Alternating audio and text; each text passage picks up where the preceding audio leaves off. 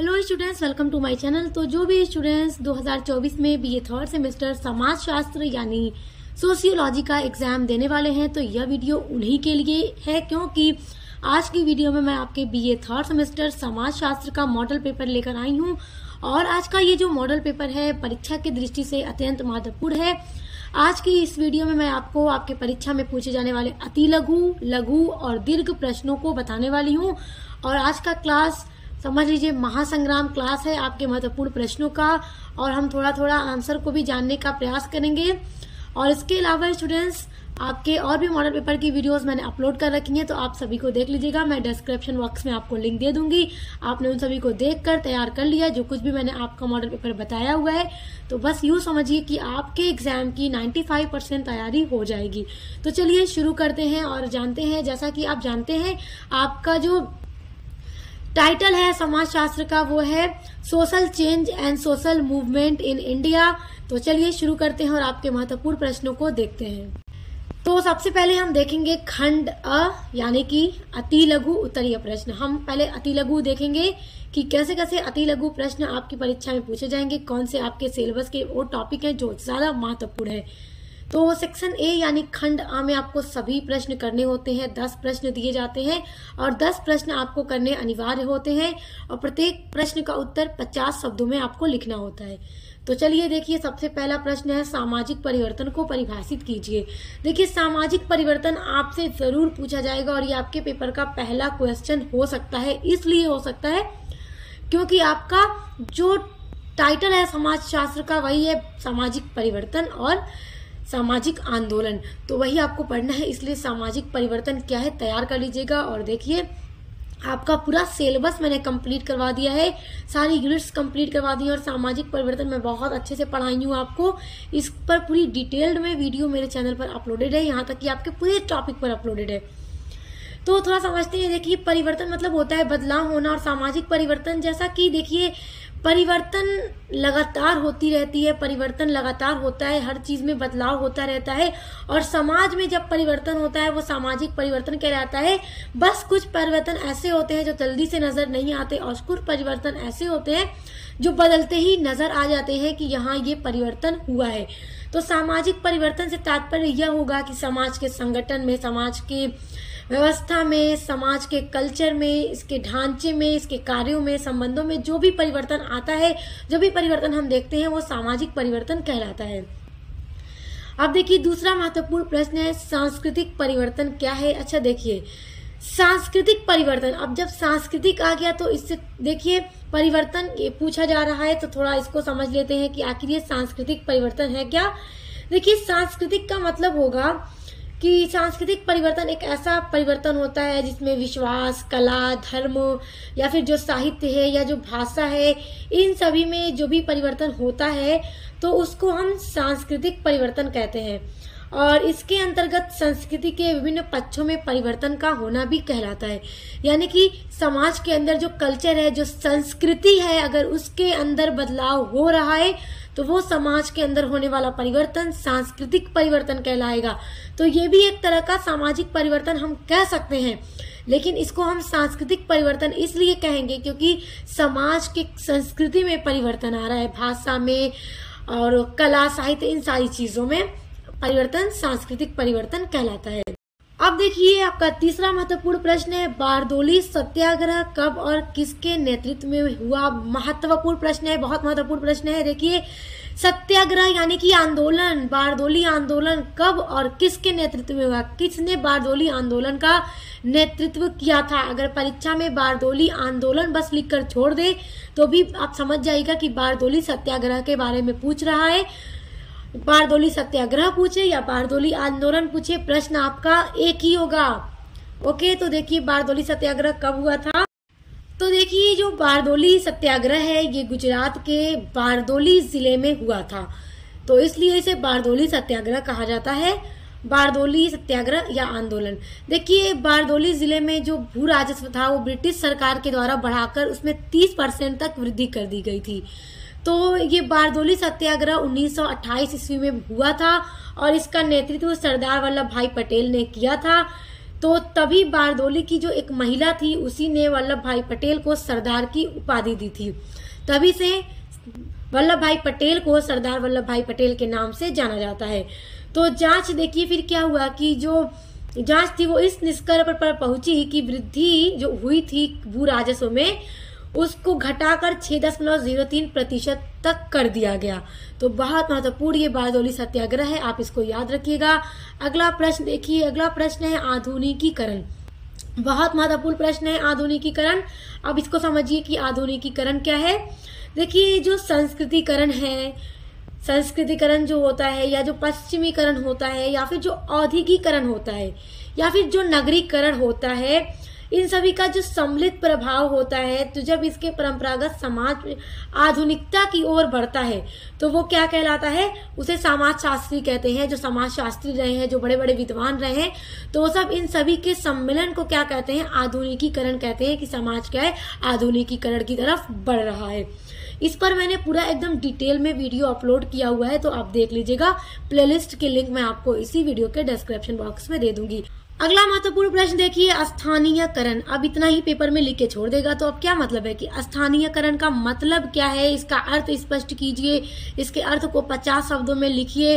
तो थोड़ा इसको जानने का प्रयास करते हैं कि स्थानीयकरण क्या है। अच्छा समझिए, देखिए स्थानीयकरण जो होता है इससे हम बृहत जो परंपराएं हैं उनका नीचे की ओर विकास होना होता है। जो स्थानीयकरण होता है इस प्रक्रिया में जो बृहत जो परंपरा होती है अनेक छोटी या लघु परंपराओं को जन्म देती है। देखिए एक विद्वान उनके द्वारा माना गया है, उनका नाम है मैकिम मेरियट। इनका मानना है कि जो अनेक संस्कृतियां होती हैं जो काफी समय से चली आ रही हैं समाज के अंदर और वे काफी पुरानी जब हो जाती हैं तो उनका बृहत परंपराओं में परिवर्तन होने लगता है। तब साधारणतः क्या होता है कि ऐसी जो भी परंपराएं होती हैं जो बहुत पहले से चली आ रही हैं, जो पुरानी हो गई हैं, तो उनका क्या होता है कि उनको स्थानीय विश्वासों और आवश्यकताओं के अनुसार परिवर्तित कर दिया जाता है। यानी कि जो समय बदलता है तो आवश्यकता के अनुसार उस परंपराओं में परिवर्तन कर दिया जाता है। अर्थात जो भी धीरे धीरे परंपरा है, अनेक जो तत्व है, लघु परंपरा है, उस रूप में विकसित होने लगती है, तो वो क्या कहलाती है, वो स्थानीयकरण कहलाती है। तो याद रखिएगा, बहुत महत्वपूर्ण प्रश्न है। अगला देखिए सामाजिक प्रगति। अब देखिए सामाजिक प्रगति एक तरह का सामाजिक परिवर्तन ही है, क्योंकि देखिए समाज में परिवर्तन होता रहता है। परिवर्तन की जो प्रक्रिया है समाज में रोज चलती रहती है, लगातार होती रहती है, ये रुकने वाली प्रक्रिया नहीं है। तो प्रगति का मतलब होता है प्रोग्रेस होना, यानी कि समाज जब उन्नत दिशा की ओर बढ़ता है, आगे की ओर बढ़ता है, तो वो क्या कहलाता है, वो हमसे कहते हैं कि प्रोग्रेस हो रहा है। डे बाय डे जो टेक्नोलॉजीज हैं उसमें प्रोग्रेस हुआ जा रहा है। जितनी भी ये सारी चीजें आप देख सकते हैं संचार के माध्यम में, सारी चीजों में नई नई चीजें आती जा रही हैं। तो क्या है कि समाज क्या कर रहा है, आगे बढ़ता जा रहा है, प्रोग्रेस कर रहा है। तो ये एक तरह का परिवर्तन ही तो हो रहा है। पहले के टाइम में बताइए क्या इंटरनेट था, क्या ये जो भी सोशल मीडिया ऐप हैं, सारी चीजें थी, ये जो कम्युनिकेशन के अलग अलग मीडिया है, क्या ये सारे थे, नहीं थे पहले। लेकिन अब के टाइम में आप देख सकते हैं क्या क्या चीजें हैं। तो वही कहने का मतलब है कि समाज में लगातार परिवर्तन होता रहता है, तो वो क्या कहलाता है, वो सामाजिक प्रगति कहलाती है। अगला देखिए, अगला आपका महत्वपूर्ण प्रश्न है समाज सुधार से क्या अभिप्राय है। और समाज सुधार से आपके प्रश्न जरूर पूछे जाएंगे। और लॉन्ग में आपके जो प्रश्न आते हैं वो तो समाज जो सुधार में जो भी आंदोलन हुए हैं उससे जुड़े प्रश्न आते हैं। अति लघु में क्या आएगा कि समाज सुधार क्या है, समाज सुधार से आप क्या समझते हैं, समाज सुधार से क्या अभिप्राय है, इसी तरह से प्रश्न आपके अति लघु में पूछेगा। तो देखिए समाज सुधार क्या है। जैसे हम समाज की बात करें तो समाज में परिवर्तन लगातार होता रहता है। जो समाज का स्वरूप है वो अस्थायी नहीं है, स्थिर नहीं है या अपरिवर्तित नहीं है, इसमें लगातार क्या है, परिवर्तन होता रहता है। और ये जो परिवर्तन होते हैं वो गतिशीलता के साथ समाज में जो अच्छे तत्व होते हैं या फिर बुरे तत्वों का भी समावेश हो जाता है। यानी समाज में अच्छे तत्व भी यदि देखने को मिलते हैं तो बुरे तत्व भी देखने को मिल सकते हैं और मिलते भी हैं। तो जो समाज के अच्छे तत्व होते हैं वो तो समाज को उन्नत दिशा की ओर ले जाते हैं, क्योंकि जब भी अच्छे तत्व समाज में देखने को मिलेंगे तो वो समाज को प्रोग्रेस की तरफ लेके जाएंगे, समाज का विकास होगा, प्रगति होगी। और यदि जो उसमें बुरे तत्व होंगे तो बुरे तत्व क्या है, समाज में समस्याओं को जन्म देंगे और अंतिम रूप से सामाजिक जो व्यवस्था है वो विघटन का कारण बन जाती है। यानी कि बुरे तत्व के कारण क्या है, समाज में समस्याएं पैदा होंगी, कुरीतियां बढ़ेंगी। तो क्या होता है कि इन बुरे तत्वों को खत्म करने के लिए जो भी अंधविश्वास है, कुरीतियां हैं, जो भी खराब प्रथाएं हैं, उन सभी को खत्म करने के लिए महान जो समाज सुधारक रहे हैं उनके द्वारा क्या किया जाता है, समाज में सुधार करने के लिए आंदोलन किए जाते हैं। तो वो क्या कहलाता है, वो समाज सुधार कहलाता है। तो आपका बस इतना सा अर्थ होगा, समाज सुधार क्या है, यानी कि समाज में जो बुरे तत्व उत्पन्न हो जाते हैं, जो समाज में समस्याएं खड़ी करते हैं, जो बुरी कुरीतियां उत्पन्न हो जाती हैं, समाज में समस्याएं उत्पन्न हो जाती हैं, उनको खत्म करने के लिए महान समाज सुधारकों के द्वारा प्रयत्न किए जाते हैं, कोशिश की जाती है, आंदोलन किए जाते हैं। तो इससे क्या हमारा तात्पर्य है कि क्या है, समाज सुधार है। अगला महत्वपूर्ण प्रश्न देखिए, प्रौद्योगिकी। प्रौद्योगिकी अत्यंत महत्वपूर्ण प्रश्न है और आपका ये आपके परीक्षा में जरूर पूछा जाएगा। तो प्रौद्योगिकी क्या है, देखिए हमारा जो भी उद्देश्य है, हम समाज के अंदर रह रहे हैं और मनुष्यों का लगातार कोई ना कोई जरूरत होती है, कोई ना कोई उद्देश्य होता है। यदि आपका कोई उद्देश्य है और आप अपने उस उद्देश्य की पूर्ति करना चाहते हैं, तो आपके पास जो ज्ञान है जिससे आप अपने उद्देश्य को पूरा करेंगे, या फिर उस उद्देश्य को पूरा करने के लिए आपके पास जो भी टूल्स हैं, जो भी उपकरण हैं, जिनका प्रयोग करके आप अपने उद्देश्यों की पूर्ति करेंगे, तो वो आपका क्या कहलाता है, वो आपका प्रौद्योगिकी कहलाता है। अगला प्रश्न देखिए, अगला है सार्वभौमिकरण। सार्वभौमिकरण से भी प्रश्न जरूर आपकी परीक्षा में पूछेगा। देखिए एक विद्वान मैकिम मेरियट लिखते हैं कि देखिए जो भी लघु परंपराएं हैं समाज के अंदर, जब वो ऊपर की ओर बढ़ती हैं या फिर उनका बहुत तेजी से फैलाव होता है, विस्तृत रूप में उनका फैलाव होता है, तो वो सार्वभौमिकरण कहलाता है। तो याद रखिएगा, महत्वपूर्ण प्रश्न है। अगला देखिए, अगला आपका प्रश्न है क्रांति। क्रांति की प्रमुख चार विशेषताएं बताइए। देखिए अति लघु में इसी तरह से प्रश्न पूछेगा कि क्रांति की प्रमुख 4 विशेषताएं बताइए, क्योंकि अति लघु में बस 50 शब्दों में ही लिखना होगा और क्रांति से भी प्रश्न आपका जरूर आएगा। तो देखिए क्रांति का जो क्षेत्र होता है वो बहुत ही व्यापक होता है। तो ये आपकी एक विशेषता बन गई। यह सामाजिक, धार्मिक, आर्थिक या सांस्कृतिक या राजनीतिक आदि किसी भी क्षेत्र में घटित हो सकता है। उसके अलावा दूसरी विशेषता यह होगी कि क्रांति के कारण समाज में तथा उसके विभिन्न पक्षों में आमूलचूल परिवर्तन भी आ जाते हैं। उसके अलावा एक तीसरी विशेषता आपकी यह हो सकती है कि जो क्रांति होती है उसे सामाजिक परिवर्तन एक प्रकार से बदलता है। क्रांति के द्वारा समाज में परिवर्तन देखने को मिलता है। तो इस तरह से याद रखिएगा आप इन सभी विशेषताओं को क्रांति की। इसी तरह से आपकी परीक्षा में प्रश्न आएंगे। ये 10 महत्वपूर्ण प्रश्न मैंने आपको बताए हैं आपके खंड अ यानी अति लघु उत्तरीय प्रश्न के। तो आप इन सभी को तैयार कर लीजिएगा। चलिए आगे बढ़ते हैं।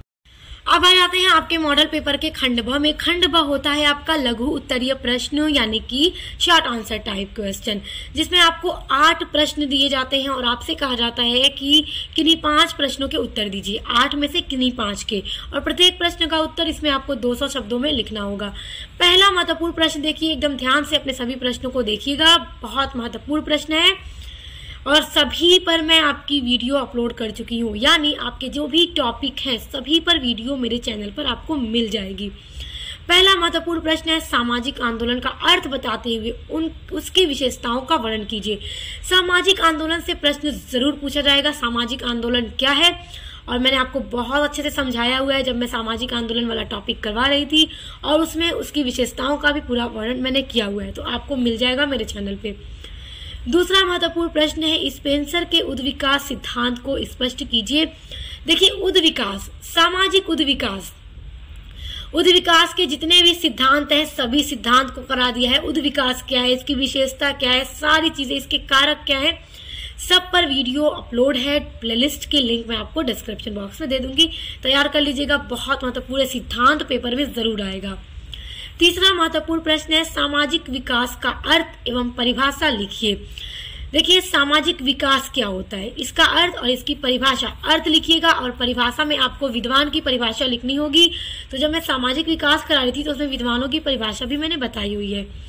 अब देखिए सामाजिक विकास में सहायक कारकों का वर्णन कीजिए कि कौन कौन से ऐसे कारक हैं जो समाज को विकास की ओर बढ़ाते हैं, समाज को विकास की तरफ बढ़ाते हैं, विकास की दिशा की ओर, उन्नत की दिशा की ओर। तो मैंने ये भी करवा दिया है आपका।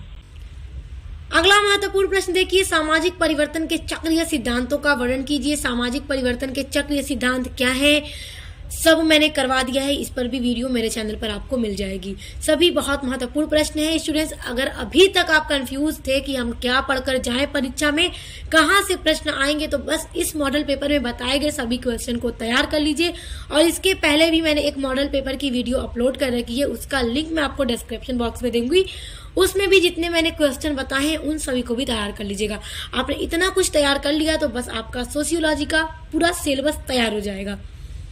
अब देखिए क्वेश्चन नंबर 5 है आपका सामाजिक विकास तथा सामाजिक प्रगति में अंतर बताइए कि सामाजिक विकास और प्रगति में क्या डिफरेंट है। तो ये डिफरेंस जरूर पूछेगा, देख लीजिएगा। अब अगला प्रश्न है संरचनात्मक प्रकारवादी सिद्धांत क्या है। तो संरचनात्मक प्रकारवादी सिद्धांत को भी देख लीजिएगा। अगला प्रश्न देखिए सार्वभौमिकरण से आप क्या समझते हैं और सार्वभौमिकरण की क्या विशेषताएं हैं, उनका उल्लेख कीजिए। ये मोस्ट इंपॉर्टेंट क्वेश्चन है, टॉप लेवल का क्वेश्चन है। अब देखिए 8वां प्रश्न देखिए अपने लघु का भारत में सामाजिक सुधार आंदोलन द्वारा होने वाले सामाजिक परिवर्तनों की विवेचना कीजिए। देखिए भारत में जो भी समाज सुधार को लेकर के आंदोलन किए गए हैं महान समाज सुधारकों के द्वारा, तो उन आंदोलनों के द्वारा समाज में क्या क्या परिवर्तन हुआ है, उन परिवर्तनों का पूरा एक्सप्लेन करो। तो बहुत महत्वपूर्ण प्रश्न है, ये जरूर पूछा जाएगा, तो इसको तैयार कर ले। अब देखिए आ जाते हैं आपके खंड सा में। खंड सा आपका लॉन्ग होता है और इसमें आपको 4 प्रश्न पेपर में दिए जाते हैं और किन्हीं 2 प्रश्नों को करने के लिए कहा जाता है और प्रत्येक प्रश्न का उत्तर 500 शब्दों में लिखना होता है क्योंकि ये लॉन्ग क्वेश्चन होता है। देखो इसमें मैं लॉन्ग के 7 महत्वपूर्ण प्रश्न आज आपको बताऊंगी। इस वीडियो में 7 प्रश्न बताऊंगी जो लॉन्ग में पूछे जा सकते हैं। तो देखो कौन कौन से महत्वपूर्ण प्रश्न है। पहला है सामाजिक उद्विकास से आप क्या समझते हैं। सामाजिक उद्विकास की विशेषताएं और सिद्धांतों की विवेचना कीजिए। लॉन्ग में इसी तरह से प्रश्न पूछेगा, तभी तो आंसर लंबा होगा। तो पहले आपको इसका अर्थ लिखना होगा, फिर इसकी विशेषताएं लिखनी होंगी, फिर इसके सिद्धांत बताने होंगे अलग अलग विद्वानों के द्वारा जो इसके सिद्धांत हैं, और सब मैंने करवा दिया है। दूसरा महत्वपूर्ण प्रश्न है सामाजिक परिवर्तन की विशेषताएं और कारक की विवेचना कीजिए कि किन किन कार्यों से सामाजिक परिवर्तन होता है और सामाजिक परिवर्तन की क्या विशेषताएं, ये भी मैंने करवा दिया है। अगला देखिए पर्यावरण संरक्षण हेतु चलाए गए आंदोलन का वर्णन कीजिए। मोस्ट इंपॉर्टेंट क्वेश्चन है, परीक्षा में जरूर आएगा। पर्यावरण को बचाने के लिए कौन कौन से आंदोलन चलाए गए थे, तो इस पर भी मैंने पूरा एक डिटेल में वीडियो अपलोड किया हुआ है। अगला महत्वपूर्ण प्रश्न देखिए सामाजिक परिवर्तन के रेखीय सिद्धांत से आप क्या समझते हैं। रेखीय सिद्धांत क्या है, देखिए कुछ सारे विद्वानों ने रेखीय सिद्धांत का समर्थन किया है और बहुत सारे विद्वान ऐसे हैं जिन्होंने सामाजिक परिवर्तन के चक्रीय सिद्धांत का समर्थन किया है। तो जिन्होंने चक्रीय का समर्थन किया है उस पर अपने अपने सिद्धांत प्रस्तुत किए हैं, और जिन समाजशास्त्रियों ने रेखीय सिद्धांत का समर्थन किया है उन्होंने रेखीय सिद्धांत पर अपने सिद्धांत प्रस्तुत किए हैं। तो इन सभी पर वीडियो मैंने अपलोड की हुई है। अच्छा देखिए काम्टे ने रेखीय सिद्धांत का समर्थन किया है और स्पेंसर ने भी। तो इन दोनों के सिद्धांत को तैयार कर लीजिएगा, बहुत महत्वपूर्ण है, परीक्षा में जरूर पूछता है। काम्टे तथा स्पेंसर के रेखीय सिद्धांत को तैयार कर लीजिएगा, वीडियो मैंने अपलोड कर दी है इस पर भी।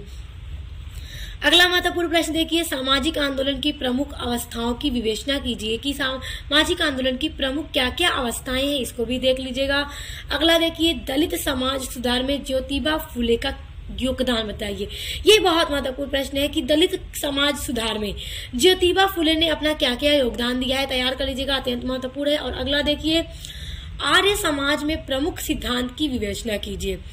आर्य समाज के जो भी प्रमुख सिद्धांत हैं उन सिद्धांतों को तैयार कर लीजिएगा, प्रश्न पूछता है एग्जाम में।